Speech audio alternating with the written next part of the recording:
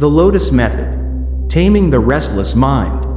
Your mind never truly rests, does it? Notifications buzz. Deadlines loom. Your to-do list grows like an unstoppable vine, stretching into every corner of your day. One moment you're focused, the next, your attention scatters, pulled in 100 directions by the endless noise of modern life.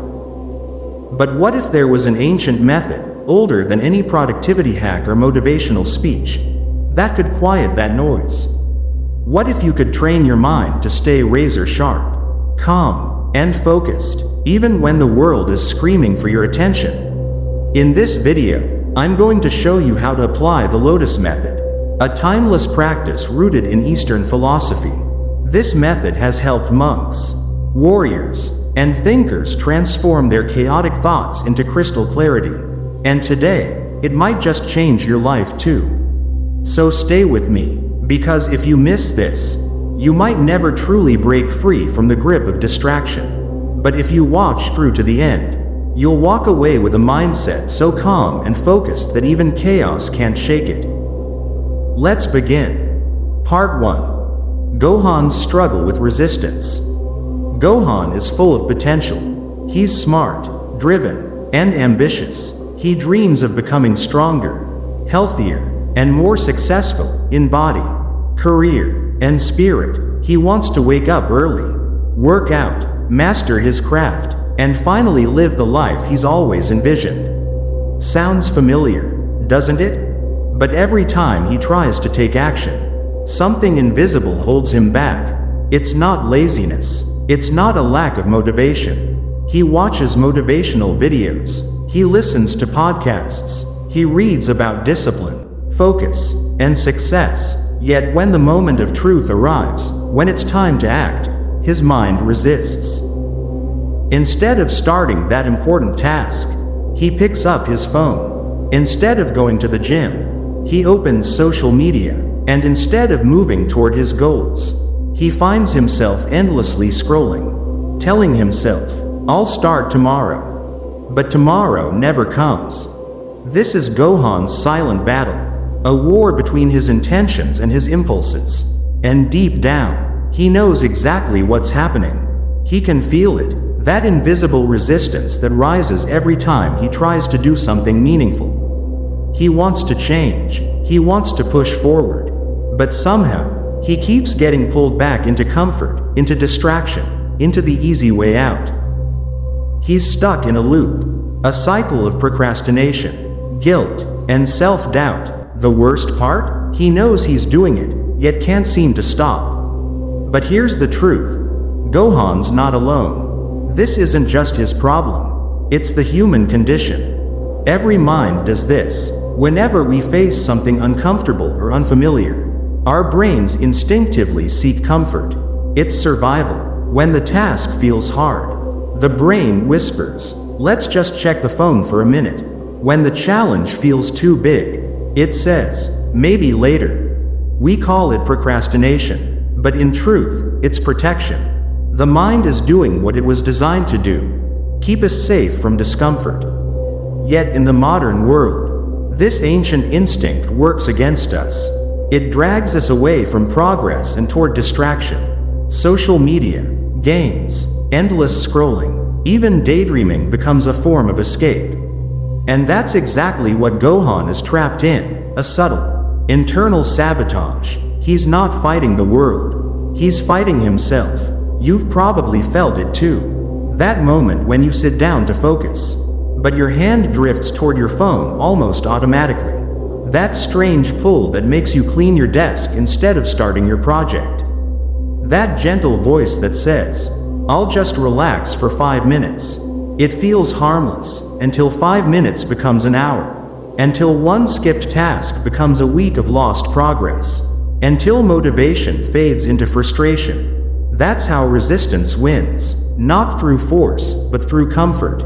Eastern philosophy has a name for this restless, undisciplined state of mind. It's called the monkey mind. Imagine a monkey, leaping from branch to branch, never still, never quiet. That's your mind on a typical day, jumping from one thought to another, from one worry to one craving, constantly seeking something new, something easy, something entertaining. The Buddha once said, "Your worst enemy cannot harm you as much as your own unguarded thoughts." Think about that. Your own thoughts, when left untrained, can become your greatest obstacle. And this is exactly what's happening to Gohan. His thoughts aren't his allies, they're his distractions. They pull him away from his purpose and into comfort. They disguise avoidance as self-care, and distraction as rest. Every time he sits down to work, his mind whispers, "This is too hard. Let's do something easier." Every time he wants to make a change, it says, "Maybe later. You deserve a break." And without realizing it, Gohan's mind, like most of ours, has become a master of gentle sabotage. But here's where ancient wisdom offers something powerful. The monks who studied the mind for centuries didn't try to destroy these thoughts or fight them with brute force. They understood something deeper. Resistance isn't the enemy. It's a messenger. It's the mind's way of saying, "I feel unsafe. I'm uncertain. I don't want to fail."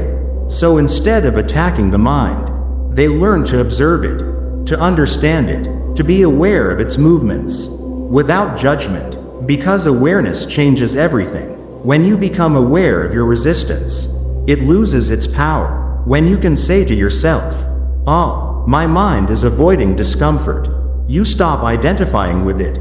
You stop fighting it, and in that space of awareness, clarity begins. That's the first lesson of the Lotus Method. Before you try to control your mind, you must first understand it.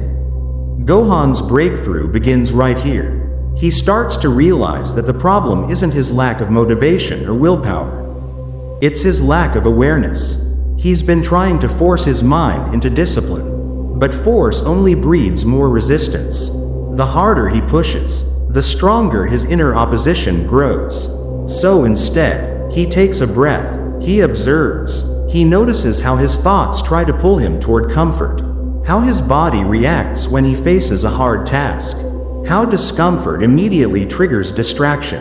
And for the first time, he doesn't judge himself for it. He doesn't fight it. He simply notices.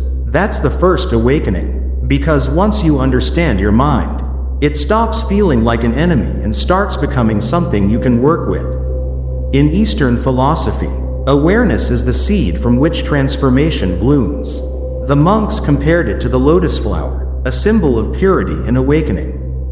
The lotus grows in muddy water, yet it rises above the surface, unstained. Your mind is the same. No matter how muddy your thoughts, how restless your focus, or how strong your resistance, through awareness, you can rise above it. And Gohan's story is just beginning. He now sees the truth. His mind resists not because it's weak, but because it's trying to protect him. The discomfort he feels isn't a sign of failure, it's a sign of growth. He's learning that the battle isn't outside him, it's within. And to win it, he must learn not to crush his resistance, but to understand and guide it. This is the essence of the Lotus Method. You don't conquer the mind by force. You cultivate it with awareness. So as we move forward, remember this. Every time you feel distracted, every time you hesitate, every time your mind says, "Not today," pause. Don't fight it. Don't shame yourself. Just notice. Because that simple act of awareness is the first step toward mastery. The same step that Gohan is taking right now. And as he begins to apply this wisdom, his transformation truly begins. In the next part, we'll explore how Gohan starts using this awareness to shift his focus, retrain his thoughts, and reclaim control over his mind. Part 2. The Awakening of Focus, How Awareness Becomes Power. Awareness. That was Gohan's first breakthrough. By seeing his own mind clearly, he finally understood the silent role it played. It wasn't his enemy, it was trying to protect him from discomfort. But now that he knew this truth, a question remained. What comes next? Understanding the mind is one thing. Learning to live with it, that's another battle entirely. And so begins the next chapter of Gohan's journey. Part 2. embracing the flow of life. Gohan soon realizes something profound. His old approach no longer works. For years, he believed the only path to success was through force, grinding harder, pushing stronger, battling resistance head-on. Every motivational quote, every video, every speech told him to never quit. But deep down, he senses a quiet contradiction. Because the harder he pushes, the tighter his mind resists. The more he forces himself, the more exhausted he becomes.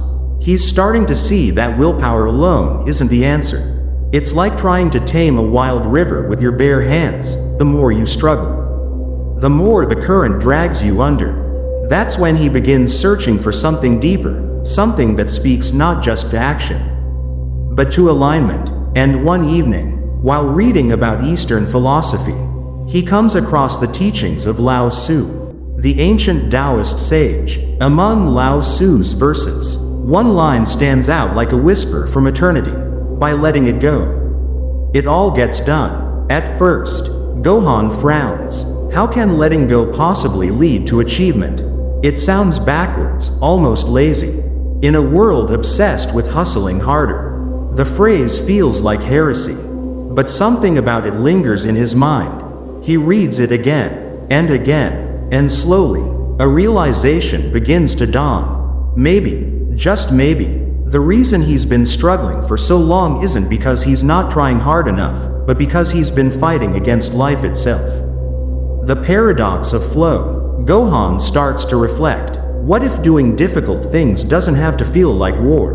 What if discipline could feel natural, even peaceful? He remembers moments when things once flowed effortlessly, times when he was so absorbed in what he was doing that hours vanished without struggle. He wasn't forcing himself, he was simply present. That's when he begins to grasp the essence of Wu Wei, the Taoist principle of non-resistance. Wu Wei doesn't mean doing nothing. It means acting in harmony with the natural flow of life, instead of constantly fighting against it. The Lotus Method, rooted deeply in this Eastern wisdom, teaches exactly that. The goal isn't to fight harder. The goal is to stop fighting altogether, to discover the calm current beneath all effort. The dance between effort and ease. In today's world, this teaching feels almost impossible. We are told that achievement demands constant pushing, that success belongs only to those who grind relentlessly. But the paradox of Wu Wei turns that belief upside down. By moving with the current of life rather than resisting it, we can actually accomplish more, with less strain. It's not about giving up or being passive. It's about aligning your actions with the rhythm of life itself. Imagine swimming downstream instead of upstream. The direction doesn't change, only your relationship with the current does. When we fight the current, life pushes back. But when we surrender to its flow, when we trust it, the journey becomes smoother, lighter, more sustainable. Gohan begins to apply this wisdom to his daily life, applying Wu Wei in real life. Instead of forcing himself through every tough task, Gohan starts to approach them differently. When he sits down to work and feels that old tension rising, that tightness in his chest whispering, "I don't want to do this," he pauses. He takes a slow breath, and instead of resisting, he simply says to himself, "This, too, is part of the flow." He lets the feeling of discomfort exist without judgment. And something surprising happens. The tension softens. The task no longer feels like an enemy. When his workout feels too hard, he doesn't fight against his fatigue. He moves with it, steady, patient, aware of every breath. When a project at work overwhelms him, he stops trying to conquer it in one sitting. Instead, he breaks it into smaller flows, working naturally with his energy rather than against it. And when life throws challenges his way, arguments, delays, setbacks, he doesn't see them as obstacles anymore. He begins to see them as currents within the river. Each challenge, each difficulty, each resistance, it's all part of the same movement. Letting go of the inner struggle. The more he practices this, the more his world begins to change. Where once his days were filled with constant inner conflict, that exhausting tug of war between what he wanted and what he felt, he now feels a quiet sense of harmony. Tasks that once drained him now feel lighter. Moments that once frustrated him now become lessons in flow. He's no longer trying to force calmness, he's simply allowing it to emerge. This shift is subtle, but it's everything. It's the difference between pushing water and floating upon it. He begins to see that true effort doesn't mean tension. True focus doesn't mean pressure. It's about being fully present, neither forcing nor fleeing, just being. And through this, he rediscovers something he hadn't felt in years: joy in the process. The work still requires energy, but it no longer feels like punishment.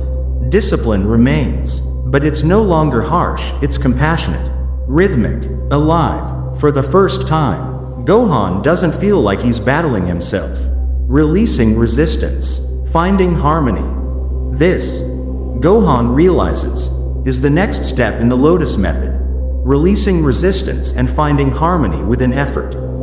He understands now that every struggle he once fought was, in truth, a misunderstanding. He had confused control with power, and tension with strength, but real strength comes from balance, the balance between doing and being. Effort and ease, control and surrender. In this balance, everything starts to flow again. He begins to trust the natural pace of his journey. Some days, progress comes quickly. Other days, it's slower, but both are part of the same unfolding. He learns that growth isn't a straight line, it's a rhythm. And by dancing with that rhythm instead of resisting it, he moves forward with less exhaustion and more awareness, the calm beneath the motion. The more he surrenders to this flow, the clearer his mind becomes. It's as if a heavy fog has lifted. He can finally see his path, not as a battlefield, but as a river, winding, alive, and full of movement. And like the lotus that blooms gracefully in still water, Gohan begins to find beauty in calmness and strength in softness. Life no longer feels like a series of battles to win, but a current to move within. And as he embraces this way of being, he discovers something remarkable. When he stops resisting, his energy multiplies. When he stops forcing, his creativity flows. When he stops controlling, his focus deepens. Everything he used to chase, motivation, discipline, peace, begins to arise naturally. The path forward. This is not an instant transformation. There are still moments when his mind rebels, when the urge to push, to hurry, to force, resurfaces, but now, he knows how to see it. He recognizes that resistance as an old reflex, a shadow of his past way of thinking. He doesn't fight it anymore. He simply acknowledges it and lets it pass. He's learning to surf the waves instead of drowning in them. And each day, as he lives more in tune with the flow of life, he feels closer to something deeper, a quiet strength rising from within. It's the same strength the Lotus Method has always pointed toward, the power that comes not from control, but from connection. As Gohan continues this journey, a new question begins to surface within him, a question that leads him to the next lesson of the Lotus Method. If flow teaches him how to move gracefully through effort, then what teaches him how to find peace within stillness? The answer lies in the next step, a deeper practice that will test not his will, but his ability to be. Part 3. The power of stillness and reflection. The power of stillness and reflection. In the last part, Gohan discovered that true growth begins not with force, but with awareness, with learning to see his mind clearly and accept it as it is. But awareness alone isn't enough. The next step of his journey takes him deeper into the art of stillness. At first, it feels unnatural. His mind races endlessly. He's used to constant motion, to always thinking that doing more is the solution. Like many of us, he believes progress means pushing forward, faster, harder, longer. But when he learns from Zen Master Dogen, everything begins to change.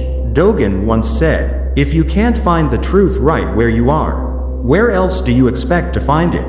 Those words strike something deep within Gohan. He begins to realize that true clarity and strength don't come from movement, they come from stillness.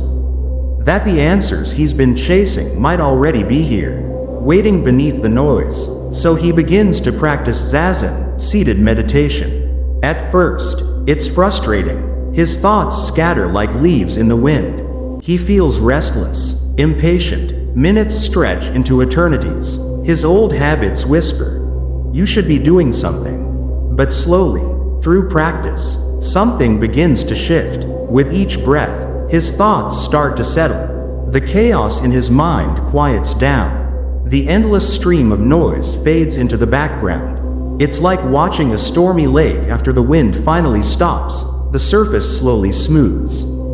And beneath the ripples, clarity emerges. For the first time in a long time, Gohan's mind feels still, not empty, but peaceful, present, aware, and in that stillness, something powerful happens. He starts to see his challenges for what they really are, not towering obstacles meant to break him, but opportunities meant to shape him.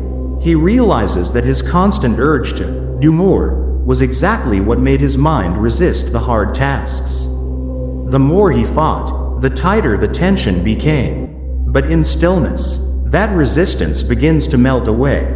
His focus sharpens. His thoughts grow clearer. Instead of rushing headfirst into everything, he learns to pause, to breathe, to let the answers come naturally, instead of forcing them out. And in that quiet space, between effort and surrender, he finds his inner strength. This becomes the third step of the Lotus Method, cultivating stillness. Gohan starts to see stillness not as a weakness, but as a foundation, the solid ground beneath everything else. Like the roots of the lotus flower, buried deep in the mud, stillness anchors growth. Without those roots, the lotus could never rise. He begins to understand that his struggles, his stress, his doubts, his moments of fear are not meaningless. They are the mud, the very soil that nourishes his transformation. Just as the lotus rises through the darkness of the water to bloom in pure light, Gohan, too, can rise through the weight of his challenges, not by rejecting them, but by using them. Through his daily practice of stillness, Gohan notices something extraordinary. His focus deepens, his mind grows calmer, steadier. Tasks that once felt overwhelming now seem manageable. Where he used to feel scattered, he now feels grounded. When he faces a difficult project, a tough workout, or a personal challenge, he no longer rushes in with panic or resistance. He enters with intention, calm, deliberate, and aware. Stillness, he realizes, isn't the absence of motion. It's the presence of clarity. Yet, as powerful as this discovery is, Gohan knows that stillness alone isn't the end of the journey. It's preparation, the calm before purposeful movement. He understands now. A mind at peace can see clearly, but to grow, to truly live, he must turn that clarity into action. Part 4. Turning reflection into action. As Gohan continues his practice, his relationship with his mind transforms completely. The chaos that once clouded his thoughts has become a source of focus. The scattered energy that once pulled him in every direction now flows in one. He remembers the lessons of the Shaolin monks, who embody the perfect union of meditation and movement. They didn't just meditate for hours, they trained their bodies with fierce discipline. For them, meditation wasn't separate from action, it was action. Their philosophy is simple yet profound. Greater than mental clarity and physical discipline are two halves of the same whole. One cannot exist without the other. This realization hits Gohan deeply. Meditation has given him clarity. But clarity without motion is like a flame without air, it cannot grow. So, inspired by the Shaolin, he decides to turn reflection into purposeful action. He starts approaching his daily life as a monk would approach their training, with precision, patience, and purpose. Every task, no matter how small, deserves his full attention. Washing the dishes, writing an email, working on a fitness goal, each becomes a meditation in motion. He no longer feels the need to do everything at once. Instead, he channels his energy into one mindful action at a time. Like the Shaolin monks teach, true mastery is harmony between mind and body. When the mind is still, the body moves with intention. But when the mind is chaotic, the body's actions are scattered too. And so, Gohan learns that stillness must lead to movement, that reflection without action leads to stagnation, and action without reflection leads to burnout. The balance between the two, this dance of calm and purpose, is where transformation truly happens. He begins to notice how this balance changes everything. His work feels lighter, yet more effective. His workouts become more fluid. His conversations more present. Each action, infused with awareness, begins to ripple through every part of his life. And this harmony between calm and motion, is the very essence of the Lotus Method. Because in the end, the purpose of stillness isn't to withdraw from life. It's to return to it, with clarity, power, and peace. After learning to transform reflection into purposeful action, Gohan begins to feel a new sense of direction. The chaos that once filled his mind has quieted. His focus has become steady, like a candle flame undisturbed by the wind. And now, he steps into the fourth stage of the Lotus Method, action with intention. Gohan realizes something powerful. Success doesn't come from juggling 100 different things at once. It comes from doing one thing at a time, but doing it with his entire presence. In the past, he used to spread his energy thin, jumping from one task to another, hoping that sheer effort could carry him forward. But now, he understands that true mastery is not about speed or volume. It's about depth. So, he begins to approach everything, his work, his relationships, even his daily routines, with this new mindset of intentional focus. When he writes with full awareness. When he speaks, he listens as much as he talks. And when he works, he pours all his energy into the task before him as if it were the only thing that existed. Slowly, he begins to notice something extraordinary. The hard tasks that once filled him with dread now feel manageable. The mountains he used to avoid suddenly seem climbable. His movements are no longer rushed or scattered, they are deliberate, calm, and precise. It's as if he has become a Shaolin monk practicing Aikido, each movement flowing with purpose, each gesture infused with awareness. The noise in his mind fades away, replaced by quiet concentration, and with every breath, every action, Gohan finds himself growing stronger, not just in body, but in spirit. But as Gohan continues on his path, he begins to notice another obstacle rising within him: impatience. Despite his discipline and focus, the results he hopes for don't come as quickly as he expected. Days turn into weeks, and the progress feels slow, almost invisible. He starts to wonder, am I doing something wrong? And that's when he remembers the old teachings of the Eastern monks, the ones who often spoke of the lotus flower. The lotus, they said, grows deep beneath the muddy water. It doesn't bloom overnight. It pushes slowly, persistently, through the thick layers of mud and murky water until it finally reaches the surface. Only then, when the time is right, does it open its petals to the sunlight in full, breathtaking beauty. The monks believed that the beauty of the lotus lies not in its bloom, but in its patience. It never rushes, it never forces growth, it simply trusts the process. And in that wisdom, Gohan finds his answer. He realizes that, just like the lotus, he too must practice patience. Growth takes time. No amount of pressure can make the flower bloom before it's ready.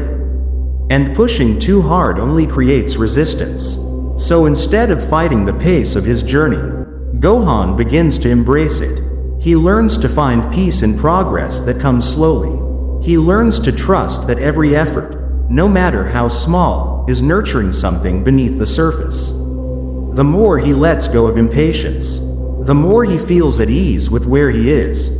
His sense of calm deepens, and a quiet confidence begins to grow. He starts to see his journey not as a race to the finish line, but as a slow, unfolding process, like a lotus rising through the water, inch by inch, until it opens in its own perfect time. This, he realizes, is the fifth and final step of the lotus method, the art of patience. And with this understanding, a deep stillness fills him once again. For the first time, he no longer feels trapped between the tension of wanting and waiting. Instead, he is content in the unfolding. Patience, he learns, isn't passive, it's powerful. It's the quiet trust that everything is growing, even when you can't see it yet. And so, as Gohan continues his path of mastering the mind, he feels something he has never truly felt before: peace. Now, the question turns to you. Where are you on this journey? Are you still resisting, clinging to control, or are you ready to embrace the lotus method? Maybe for you, the first step is learning to be still. Maybe it's focusing your energy with more intention. Or maybe it's simply learning to be patient with yourself, with others, with life, whatever your step may be. Remember this: your growth will come, not in haste, not through force, but in its own beautiful time. So, take a breath, trust the process, and if this message resonated with you, don't forget to hit that subscribe button and join me as we continue this journey of mastering the mind together.